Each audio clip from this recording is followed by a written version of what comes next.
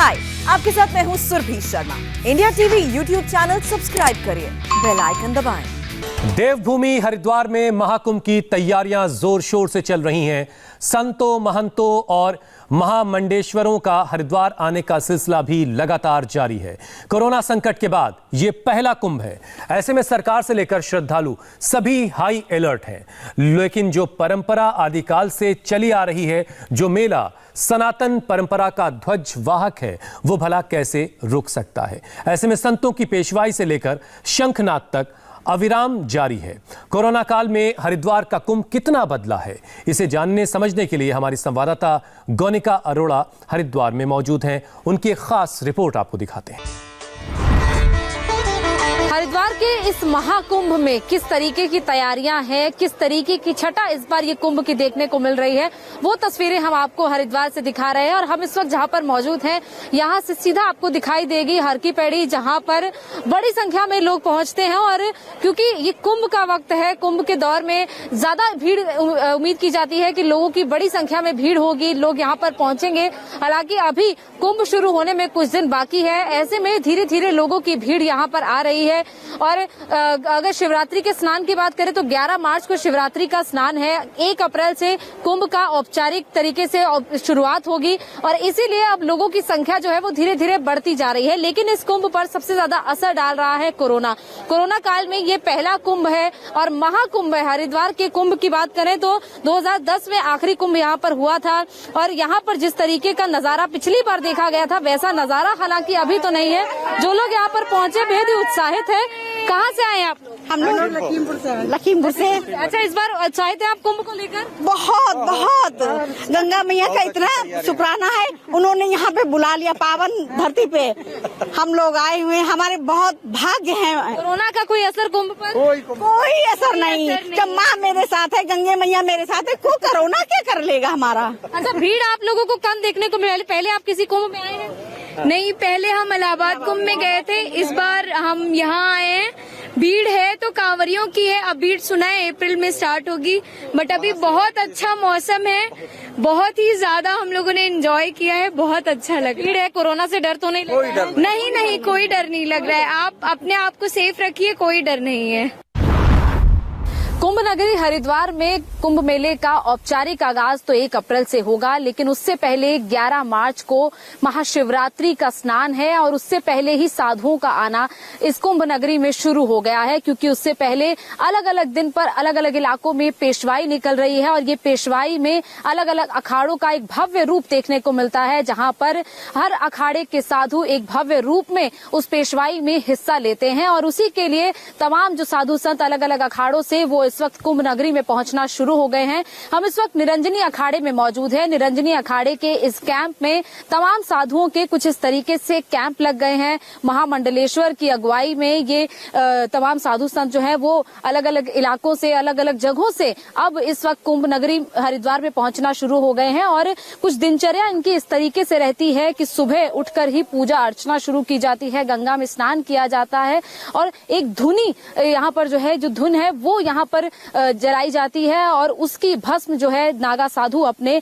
बदन पर लगाते हैं और उसी तरीके से उनका भव्य रूप कुछ इस तरीके से देखने को मिलता है। आप देख रहे हैं कि तमाम जो साधु हैं वो इस वक्त यहाँ पर अपने जिस्म पर भस्म लगाए हुए हैं, मंदिर बने हुए हैं बाकायदा इनके कैंप्स में। इसके अलावा जो लोग श्रद्धालु हैं वो बाबाओं के दर्शन करने के लिए यहाँ पर पहुंच रहे हैं, साधु संतों से आशीर्वाद लेने के लिए यहाँ पर पहुंच रहे हैं। और ये इस तरीके से इंतजाम यहाँ पर कुंभ नगरी में तमाम अखाड़ों में साधु संतों के लिए किया गया है। बाकायदा खाने पीने की सारी व्यवस्था, रहने की व्यवस्था यहाँ पर प्रशासन की तरफ से की गई है। और ये देखिए तमाम जो साधु हैं ये अलग अलग जगहों से पहुंचे हैं। कुछ लोग उत्तर प्रदेश से आए हैं, कुछ हरियाणा से, कुछ महाराष्ट्र से, कुछ मध्य प्रदेश से। तो तमाम साधु जो है वो अलग अलग जगहों से कुंभ नगरी में पहुंचना शुरू हो गए हैं, क्योंकि पेशवाई अब अलग अलग दिनों पर निकल रही है। कल भी यहाँ पर हरिद्वार में पेशवाई है तमाम अखाड़ों की और उसके बाद 11 मार्च को शिवरात्रि का स्नान होगा। लेकिन उससे पहले जो तमाम साधु हैं वो यहाँ पर किस तरीके से रहते हैं, क्या इनकी दिनचर्या रहती है, इन साधुओं से ही पूछते हैं।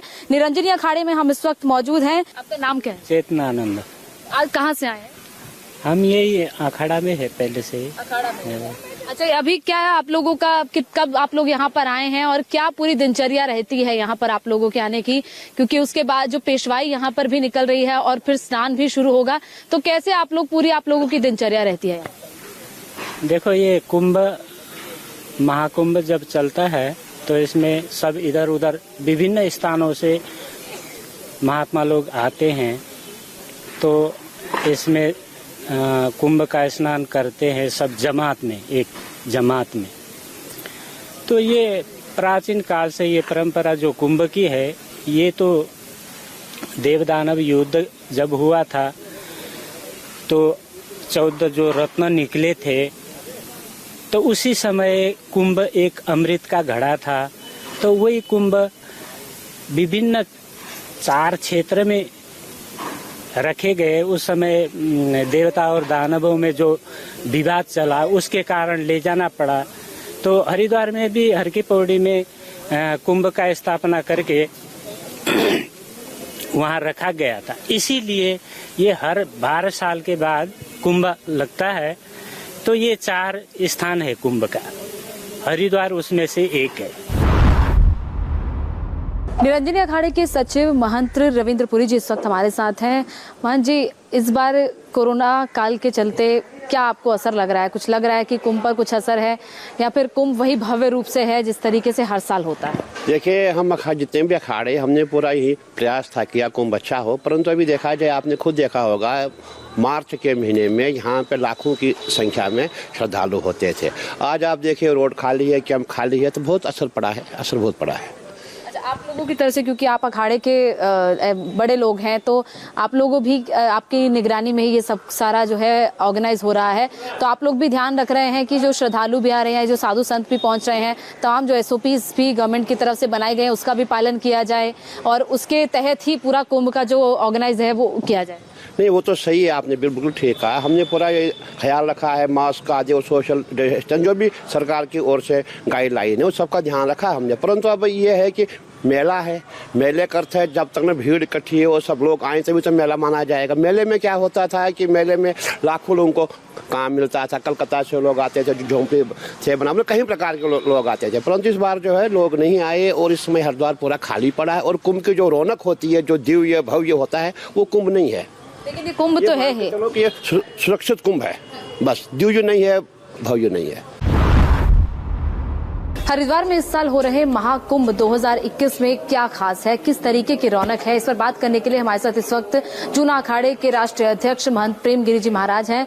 महंत जी, इस बार क्या खास है इस बार के कुंभ में, क्योंकि महाकुंभ है, 11 साल बाद ये कुंभ आया है, क्या क्या खास है और क्या क्या तैयारियां आप लोगों की तरफ से की गई? ऐसा है, मैं श्रीपंत दशनाम जूना अखाड़ा का अंतर्राष्ट्रीय श्रीमंत प्रेम गिरि, आपने जो सवाल किया है, सवाल बहुत अच्छा है, लेकिन साधु संतों की तैयारियां, एक ऐसा महामारी राक्षस पैदा हो गया जिसने साधु संतों की सारी व्यवस्थाओं, सारी क्रियाकलापों में पानी फेर दिया।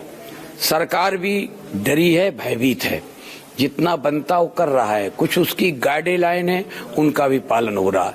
हम लोग जो अपनी परंपराएं थी, थोड़ा थोड़ा उन परंपराओं का पालन कर रहा हूं, लेकिन जो कहा जाए महाकुंभ की जो तैयारी होती है, जो आज तक हम लोगों ने 5 कुंभ देखते चले आए, हरिद्वार पूर्ण कुंभ मेला, महाकुंभ मेला, उसके व्यवस्था को देखते हुए ये शून्य है। लेकिन हम लोग तो सनातनी हैं, हम अपनी परंपरा नहीं तोड़ते, न किसी सरकार को दोष देते हैं। ये कहते हैं समय बलवान होता है, इंसान बलवान नहीं होता। पुरुष बली नहीं होता है, समय हो तो बलवान, और भीलन लूटी गोपिका वही अर्जुन वही बाण। महाराज जी, इस बार कुंभ में पहली बात तो खास क्या है, और जिस तरह रौनक कम देखने को मिल रही है, आप लोगों को भी लग रहा है कि लोग कम संख्या में पहुंच रहे हैं, कोरोना का प्रभाव है कुंभ पर? वैश्विक महामारी के चलते हुए उसके बावजूद भी सनातन धर्म से आस्था रखने वालों की जो भीड़ उमड़ी हुई है, यह निश्चित रूप से एक उदाहरण पेश हो रहा है कि वैश्विक महामारी होने के बावजूद भी इतना भव्य और दिव्य कुंभ हरिद्वार में देखने को मिल रहा है। और इस दिव्य भव्य कुंभ के अंदर जो विशेष आकर्षण है, इस बार उत्तराखंड होस्ट है और उत्तराखंड आज इसकी जो है कि अगुवाई कर रहा है। तो उत्तराखंड की जितनी भी 13 जनपदों की जो झांकियां हैं, 13 जनपदों की जो संस्कृतियां हैं, वो विशेष रूप से आकर्षण का केंद्र बनी हुई है।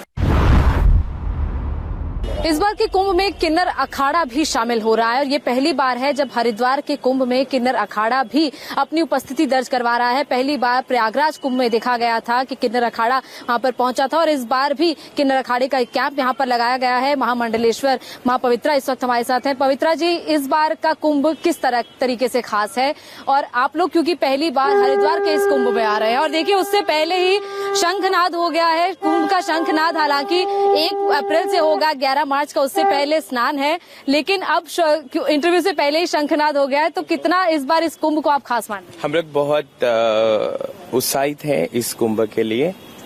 जैसे हम 1 साल से सारे बहुत दुखी हैं कोरोना वायरस से और हमारा देश भी पूरा दुखी है, लेकिन हम चाहते हैं कि इस कुंभ में हमारा जो पूरा भारत, पूरा जो देश है, पूरा वर्ल्ड हमारा दुखी है, कहीं ना कहीं इस कुंभ में हम सबके लिए एक प्रे कर रहे हैं और गंगा मई को हम बार बार विनती कर रहे हैं कि ये सारी चीजें जो मोक्षदायिनी है वो अपने साथ ले जाएं और हमारे भारतवासियों को बहुत बहुत सुखी करें।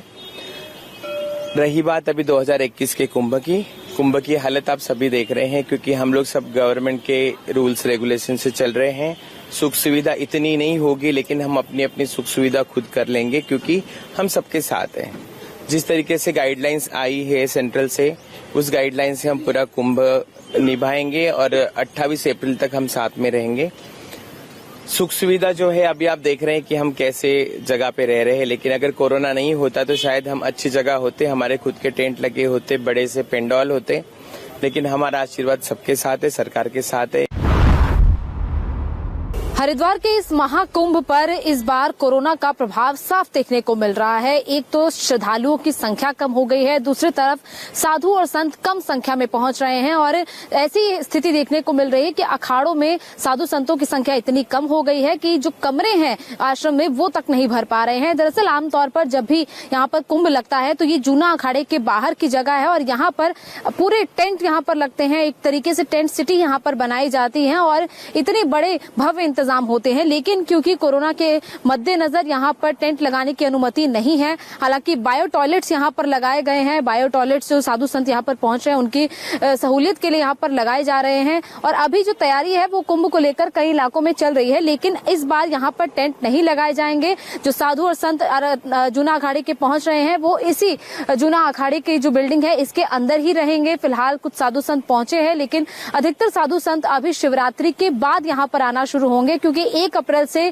कुंभ की औपचारिक घोषणा है। औपचारिक तरीके से कुंभ 1 अप्रैल को शुरू हो रहा है। 11 मार्च का शिवरात्रि का स्नान है और उसी के बीच में जो तमाम साधु संत हैं वो यहाँ पर पहुंचना शुरू होंगे। लेकिन कई साधु संत ऐसे भी हैं जो कोरोना के मद्देनजर यहाँ पर अभी तक नहीं पहुंचे हैं और कई श्रद्धालु भी ऐसे हैं जो कोरोना के चलते यहाँ पर इस बार नहीं आ रहे हैं। वैसी रौनक जो कि हर साल कुंभ में अलग अलग जगहों पर, खासतौर पर हरिद्वार कुंभ में देखने को मिलती थी, वैसी रौनक इस बार यहाँ से कहीं ना कहीं नहीं दिख रही है। और ऐसे में ये उम्मीद की जा रही है कि शायद अप्रैल में जब कुंभ औपचारिक तरीके से शुरू होगा तब शायद लोगों की भीड़ होगी। लेकिन फिलहाल अगर कहें तो कोरोना का सीधा प्रभाव इस बार के हरिद्वार कुंभ पर पड़ रहा है।